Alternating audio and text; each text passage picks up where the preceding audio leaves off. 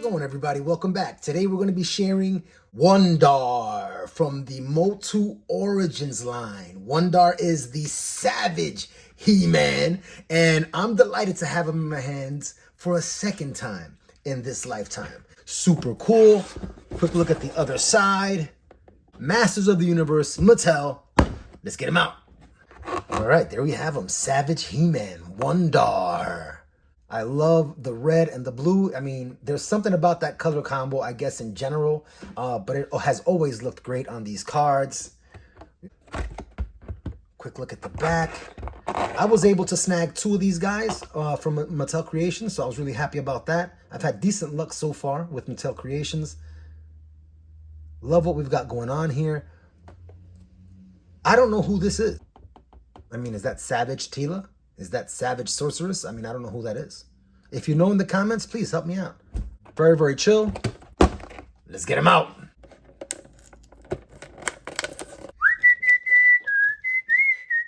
All right, Savage He-Man does not have the power. He comes with a short sword, and I actually like the design of that short sword.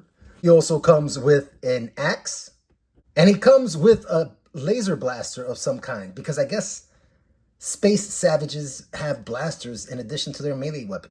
Savage He-Man also comes with the mini comic Lost Legend. Wow, who is that he's fighting?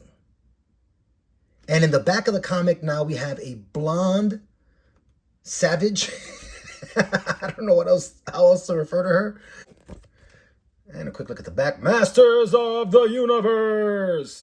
I read the mini comic and I know who the lady is. Wow, that is so cool. I don't want to spoil it, man. Do some research. It's a great mini comic, and surprise, surprise, who that lady is. I mean, unless you already know who it was. Quick look at the deco on our friend Savage He-Man, and that's him, man. That's the head portrait right there. That's He-Man. I saw Pixel Dan's video, and he was talking about that traditionally Savage He-Man didn't have this armor. I'm not really familiar with the background story. Check out Pixel Dan's video on Wun-dar for a ton of great history on the figure. I did have this figure as a kid. It was loose. I don't know where I got it from. It definitely wasn't new. And I didn't know that it had anything to do with a mail-in or anything. I was just struck by the fact that I had a He-Man figure and that he had brown hair. So it's really cool to have this figure again after so many years. Really simple, straightforward deco.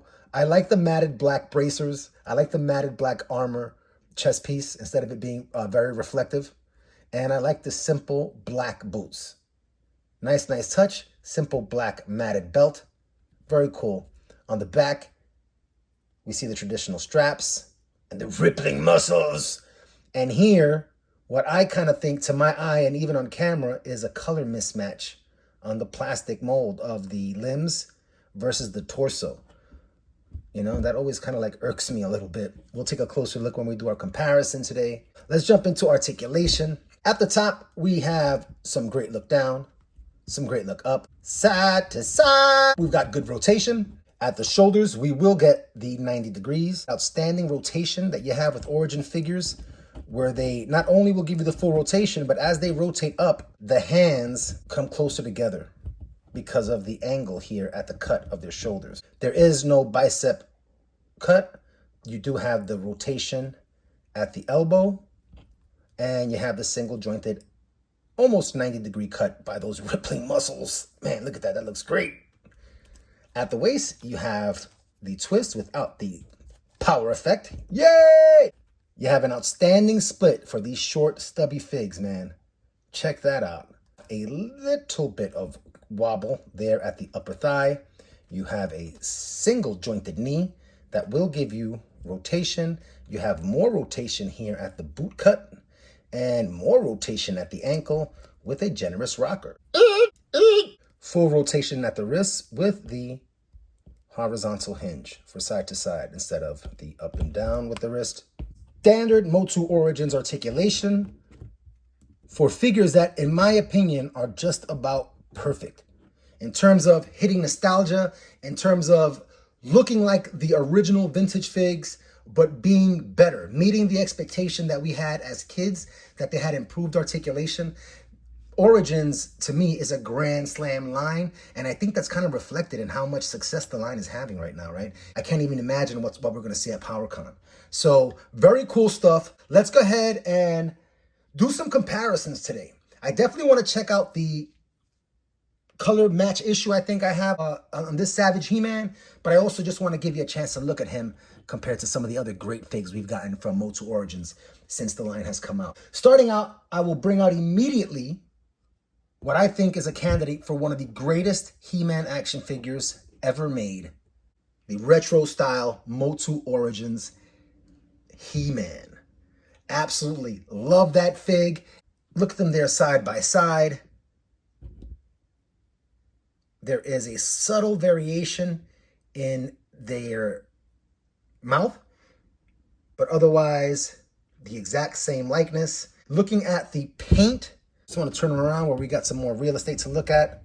And you could totally see that we've got some different colors going on here on Savage He-Man, whereas on my retro He-Man, the colors seem to be pretty much perfectly matched.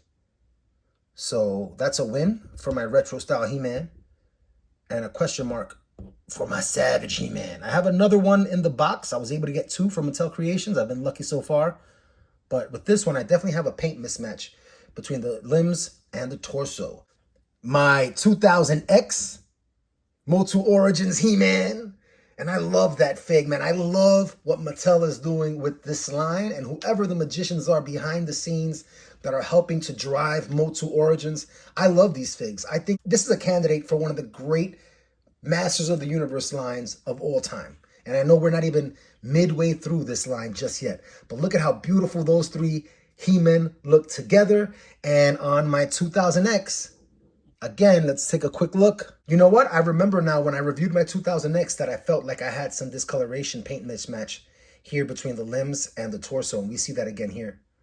So very interesting. Not sure what's going on there. Maybe the factory is kind of like mixing up parts, because there are some slight color variations between each of the sculpts. I will also bring out my Flying Fist He-Man. Oh yeah, it's a whole lot of He-Man. One of my fave acquisitions. The only thing that frightens me a little bit about this fig is the vac metal on the chest, so I keep them boxed up all the time because I don't want that to get ruined over time, even though it will anyway. But I really love that fig. We'll bring out my Anti-Eternia He-Man. And I love this fig. Never even heard of this fig until I started learning about MOTU Classics back in 2020. And I thought to myself, yep, he's an instant classic. Instant classic. And last but not least, for today's themed comparison, I will bring out my PowerCon exclusive Faker. Loving it, loving it, loving it. Missing a few He-Men that have dropped so far in the MOTU Origins line because I don't have them with me right now here where I'm shooting. But you get an idea for really how deep we've gone already with MOTU Origins and the different iterations of He-Man. And we can totally expect that we're going to see more. We're likely going to see the Masterverse He-Man brought to us in the Origins style. We're likely going to see the movie-themed Masters of the Universe characters in the Origins style. And who knows what else we might get. Maybe even the new animated series we might end up seeing in the Origins style. I am hopeful and wishful, and I honestly think there's a chance that the Origins line is going to go hundreds of figures deep. I think there's a legitimate chance, just based on the interview that I saw from Pixel Dan this past weekend from over at SDCC. It seems like the minds at Mattel and the hidden hands working on the line, I think the intention is to make this, if possible, the deepest line in MOTU history. I could be wrong. I'm reading between the lines, but it's fun to do that sometimes. And as always, everybody, I'm having so much fun re-experiencing the joy of collecting toys as an adult. And I hope you're able to keep coming back, and let's keep sharing these experiences. Until next time, take care.